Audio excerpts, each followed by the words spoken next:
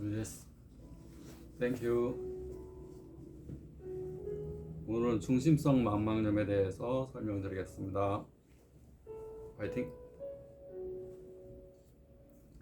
우리가 이제 망막은 이제 카메라의 필름에 해당되는 조직인데 특히 세 가지로 구성되어 있습니다. 이렇게 혈관, 심장에서부터 이제 산소와 영양분을 공급하기 들어오는 위한 동맥과 그다음에 여기 노폐물과 찌꺼기를 배출하고 여기서 이제 밖으로 배출되는 정맥.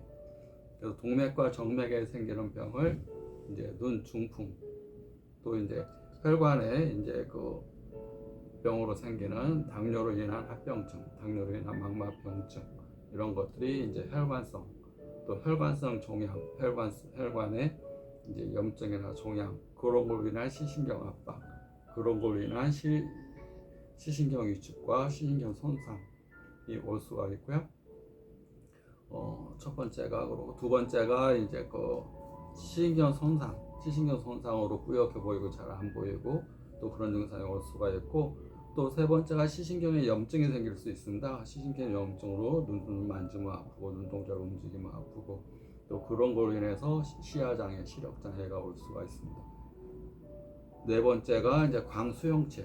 우리가 이제 외부에서 각막을 통해서 들어온 이 빛이,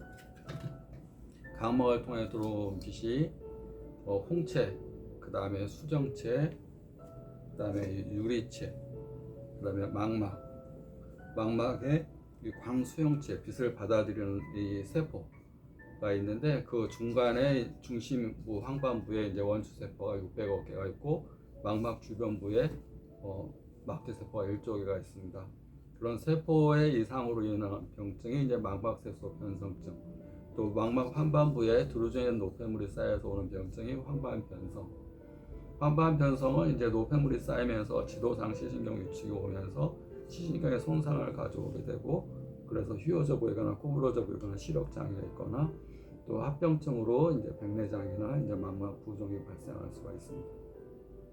중심성 망막염은 망막 중심부 황반이 물에 잠기듯이 부어오르는 증상. 황반이 쏙 들어가서 초점이 맞춰져야 되는데 볼록 튀어나오면서 사물이 크게 보이거나 구부러져 보이거나 적게 보이거나 사물의 변형시를 발생할 수가 있습니다. 근데 황반부가 물에 잠겨 있기 때문에 반복적으로 물이 잠기게 되면 황반에 상처, 흉터, 또 그런 걸로 인한 황반 주름이 생길 수가 있고, 또 나이가 먹어가면 황반 변성이 더 빨리 진행될 수가 있습니다. 그래서 연세가 든 분들, 고령인 분들, 한 50대 이상인 분들이 황반 부위가 부었으면 습성 황반 변성인지 중심성 망막염인지 구분을 잘 해서 치료를 이렇게 하시면 됩니다.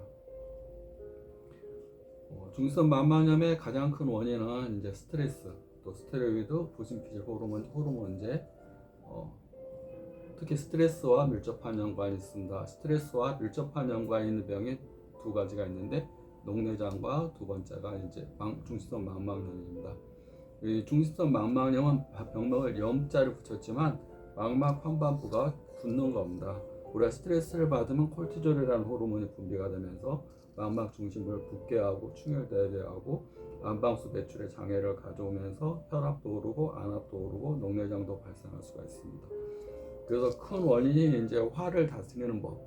일반적으로 이제 그 화를 다스리는 법을 알아야 되는데, 일반적으로 젊은 층, 30, 40대의 젊은 층에 특히 혈액형 A형, 완벽한 성격, 또 스트레스와 업무에 많이 시달리면서 스트레스를 제대로 풀지 못했을 때 열이 오르고, 스트레스를 받으면 콜티졸 호르몬이 분비가 되면서 이 안에 이제 피도 탁하게 하고 수분 대사도 안 되면서 붓고 충혈되는 현상이 망막 중심부에 온다고 보시면 됩니다. 화를 다스리는 방법이 중요한데, 인체는 이렇게 보시면 눈 주변에는 이렇게 혈자들이 많이 있습니다. 혈이라는 것은 하나하나가 이제 눈 질환을 치료하는 혈자리고요. 그래서 중심성 망막염이라고 해서 눈에다 놓는 게 아니라 눈 주변 혈자리에다 놓습니다. 눈 주변 혈자리에다 놓고요. 전체로 보면 이렇게 몸이 있는데, 그 가운데 눈은 한 부분이지만 인체에서 눈이 차지하는 역할은 굉장히 크기 때문에 여기 뇌에 뉴런이라는 세포가 1000억 개가 있으면 여기는 이제 망막 중심부에만도 세포가 600억 개가 원초 세포가 있고 망막 주변부에만도 광수형체, 빛을 받아들이고 형체, 명암을 구분하기 위해서 1조 개의 막대 세포가 있습니다. 그만큼 세포가 많고 혈액이 제일 많이 분포되어 있는 부위, 혈액이 제일 많이 분포가 되어 있는 부위가 이제 신사구체, 신장의 사구체 부위고, 그 두 번째가 이제 눈에 있는 망막에 있는 혈관인데, 혈관이 많을수록, 모세혈관이 많을수록 더 뜨겁습니다. 우리가 체온이라는 것은 피가 돌면서 온도를 느끼기 때문에 눈은 쉽게 충혈될 수도 있고 피곤할 수가 있고 눈이 화로 인한 질환이 잘 생길 수가 있습니다.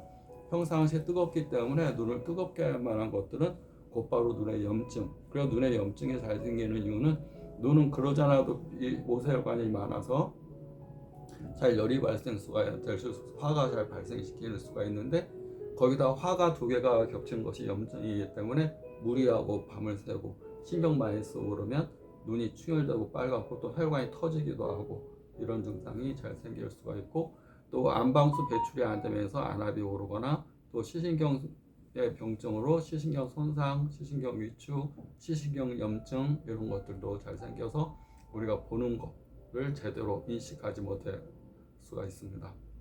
화를 다스리는 법에 대해서 근본적으로 설명하면 인체는 일단 전제가 화라는 감정이 이 뇌의 언어가 아니라 내 몸의 언어, 특히 감정의 언어다 보시면 됩니다. 감정의 이 표현, 그러니까 뇌로 다스릴 수 있는 게 우리가 이제 느끼는 거, 느낌의 언어이기 때문에 그 느낌을 잘 다스려야 됩니다. 화가 일어났을 때 그 화에 어떻게 생각을 하느냐, 화를 다스리는 거. 그리고 일반적으로 화를 다스릴 때 그냥 화를 다스리는 방법이 금해야 될 것은 화를 그냥 표출하거나 화를 억압하거나 화를 회피하는 걸 피하고 화를 느끼는 감정을 그냥 바라보는 것. 제3자 입장에서 화가 났구나, 왜 화가 났니? 라고 관찰해 보는 것.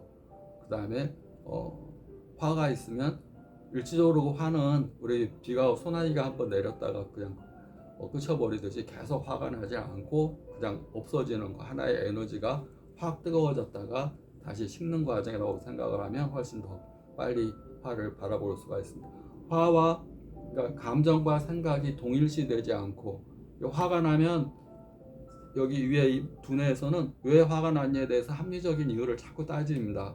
그래서 화가 나는 이유에 대해서 생각을 통해서 얘가 이제 합리적인 이유, 너 왜 화났지? 네 화낸 거 당연해.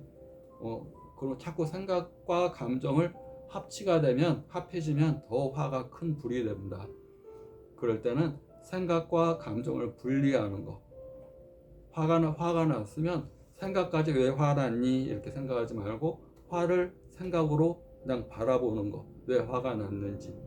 그래서 생각과 감정이 분리시키는 작업을 하는 게 중요하고, 두 가지가 붙어 있으면 뇌는 항상 이 뒤따라가는 존재입니다. 감정이 먼저고, 사람은 첫째가 본능적인 거, 두 번째가 감정적인 존재, 세 번째가 이성적인 존재가 세 번째입니다. 이성이라는 것은 감정을 합리화시키기 위해서 많이 씁니다. 너 당연해, 너 화날 만해, 너 화 날만해, 화 더 내야 돼. 안 그러면 너 무시당하거든. 이번에 네가 참으면 또 화낼 거거든. 이런 식으로 이렇게 서로 합해지게 되면 화는 더 커지기 때문에 일단은 우리가 서로 싸우면 서로 막 뛰어놓듯이 생각과 이 감정을 분리시키는 작업. 그러면서 제3자적인 입장에서 화를 왜 났는지, 그리고 화라는 것은 현재의 상황에 대해서 화도 나는 경우가 있지만 잠재의식 속에 어릴 때 자기가 상처받은 감정들이 이걸 계기로 확 올라오는 경우들이 더 많기 때문에 자기의 어린 소아, 어린아이 같은 감정, 그때 자기가 화났을 때 부모님한테 또 주변 사람들한테 이해받지 못했던 감정들을 자기가 이제 어른이 됐으니까 양육자, 어른의 입장에서 화를 내는 어린아이, 그 당시에 과거의 나로 이렇게 자기 자신을 달래주는 거. 우리가 생각을 하면 선택을 합니다. 생각해서 선택하고, 선택하게 되면 어떤 행동을 하게 되고, 어떤 행동을 하게 되면 똑같은 감정이 나타나게 되고, 감정을 하게 되면 똑같은 반응을 이렇게 또 나타내게 된다. 그러니까 우리는 과거가 결국은 미래와 똑같아진다. 과거 10년 전에 내가 이걸로 화를 냈는데 10년 후에도 똑같은 말을 들으면 똑같이 화가 납니다. 그것은 과거와 똑같은 생각과 똑같은 감정, 똑같은 행동, 똑같은 선택을 반복하기 때문에 10년 더 살았으면 화 안 낼 것 같죠?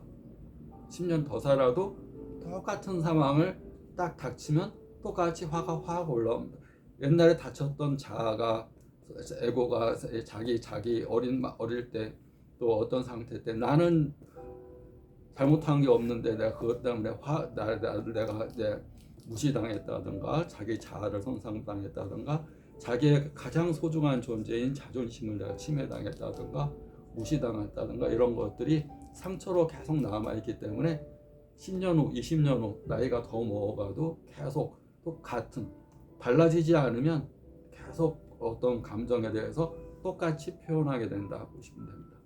그래서 그걸 갖다가 이제 10년 후 과거와 다른 미래가 되기 위해서는 현재에서 과거를 바라보고 그것을 치유해주고 어른의 입장에서 달래주고, 부모님이 달래줬으면 좋겠지만 부모님이 달래주지 못했던 어린 상처받은 감정을 지금의 내가 어른이 돼서 어린 나의 상처받은 감정을 달래주고, 그러면 서서히 화라는 감정이 삭게 됩니다. 화를 치료하는 것은 이해를 하는 것도 아니고 참아라, 네가 뭐 또 어른 됐으니까 참아라 이런 개념이 아니라 가치 있고 공감하고 사랑하고 다친 마음을 함께 해주는 거. 그리고 어른의 입장에서 화낼만 하다고, 이제 화 좀 풀라고, 이제 괜찮다고, 이제 너도 컸으니까 옛날에 조그마한 화를 지금까지 계속 간직하지 말고 이제는 큰 어른의 마음을 가지라고. 돼야 큰 아가 되어서 소와 적은 나를 품을 수 있는 그런 어른이 되도록 이렇게 서로 간에 같은 나지만 어른이 된 내 입장에서 같은 나지만 내 어린아이의 감정을 같이 공감하고, 우리가 이제 소나기가 내릴 때 소나기를 피해 다니는 것도 있지만 아예 소나기 속에 들어가서 소나기를 맞는 거, 속이 시원할 수도 있습니다. 근데 소나기는 계속 내리지 않고 내렸다가 꺼집니다. 감정이라는 것도 마찬가지고 화도 마찬가지입니다. 그래서 화를 다스릴 줄 알고, 다스린다는 것은 아니고, 다스린다고 생각하면 절대 화를 해결할 수 있는 방법이 아니고, 화를 이해하는 것도 화를 해결하는 방법이 아닙니다. 같이 공감하는 거, 같이 느껴주는 거, 또 그 자기 자신을 이렇게 제3자적인 입장에서 쳐다보는 거. 그리고 우리가 소나기를 맞을 때, 소나기 내릴 때 그냥 들어가서 소나기를 느껴보는 거. 그 감정이라는 것은 에너지고, 생각도 에너지고 감정도 에너지이기 때문에 이것은 내가 풀어야 되는 겁니다. 근데 표출하거나 억압하거나 회피해서 이해서는 풀어지지 않으니까 대야로서, 양육자로서 자기를 감정을 바라보고 화를 바라보고 풀면 녹내장, 중수염 망막염부터 화로 인한 병증, 뭐 갑상선 기능 항진증, 안구돌출, 또 화병, 또 현대인들이 많이 겪고 있는 불면증. 불면증은 스트레스가 잠자는 동안에도 시동이 안 꺼지고 계속 뇌가 돌아가는 겁니다. 그러니까 아무것도 안 해도 피곤한 겁니다. 우리가 하루 동안에 6만 가지에서 7만 가지 생각을 한다고 이렇게 합니다. 그런데 어저께 했던 생각을 오늘 90% 이상 똑같은 생각을 또 한다고 생각합니다. 과학적으로 그렇게 얘기를 합니다. 우리 동양에서는 5만 가지 생각을 한다고 그러는데 과학에서는 6만 가지에서 7만 가지 생각을 하는데, 어저께 한 생각을 오늘도 반복하고 또 내일도 반복한다고 그럽니다. 그러니까 달라지지 않으면 같은 과거의 나를 오늘도 살고, 과거의 그 생각을 가지고 내일도 모레도 감정도 마찬가지입니다. 달라지기 위해서는 소나기를 한번 맞아버린다. 그리고 어른의 입장에서 어린아이를 같이 공감하고 같이 있어주는 거. 내가 어릴 때 내가 누구한테 친구들끼리 싸워서 가지고 감정이 속상했으면 부모님한테 바라는 것이 뭐겠습니까?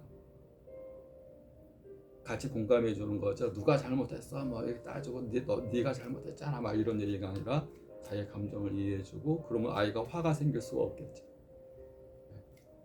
그렇게 바꾸자 했던 마음을 지금 어른 된 내 입장에서 아이한테 해주는 거. 왜냐하면 감정도 에너지고 내 몸도 에너지이기 때문에 에너지와 에너지가 계속 에너지가 이렇게 돌아가야 됩니다. 에너지가 돌질 않게 되면 에너지가 뭉치고, 에너지가 뭉치면 그 부위에서 병이 생깁니다. 우리가 그것을 기가 막힌다고 얘기를 합니다. 기라는 것은 에너지인데 인체는 에너지 덩어리입니다. 이제 에너지. 그래서 에너지가 막히는 걸 우리가 기가 막힌다. 기가 막히면 속이 상합니다. 기가 막혀 속상해 죽겠다. 이런 얘기를 합니다. 속이 상하면, 여기서 속이 상하면 심장병이고, 목에 가서 상하면 갑상선 항진증이고, 머리 가서 상하면 이제 두통, 치매, 중풍 이런 것이 오게, 눈에 대해서 상하면 중수성 망막염, 녹내장 오게 됩니다. 정리해서 오늘 핵심을 말씀드리면, 화는 일단 양육자 입장에서 내가 어릴 때 듣고 싶었던, 또는 직장에서라면 내가 상사한테 듣고 싶었던 그런 것을 자기가 어른의 입장에서 자기 화난 감정들을 바라보고 공감하고 좀 더 객관적으로 보면 화가 자기를 상하는 일이 없다 보시면 됩니다. 특히 피해야 될 것은 표출하는 것. 그때그때 표출한다고 화는 없어지지 않습니다.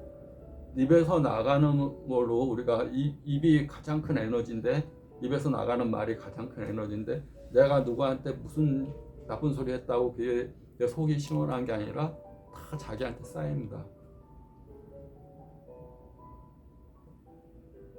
그래서 억압하고 표출하고 회피하는 것보다 공감하고 함께하고 사랑해 주는 것, 그것이 화를 다스리는 핵심이고, 그런 것이 중수성 망막염과 녹내장 치료, 갑상선 기능 항진증과 불면증, 또 심장, 또 이제 우리 정신적인 스트레스 이런 걸 푸는데 큰 도움이 됩니다. 오늘도 힘내시고 화이팅!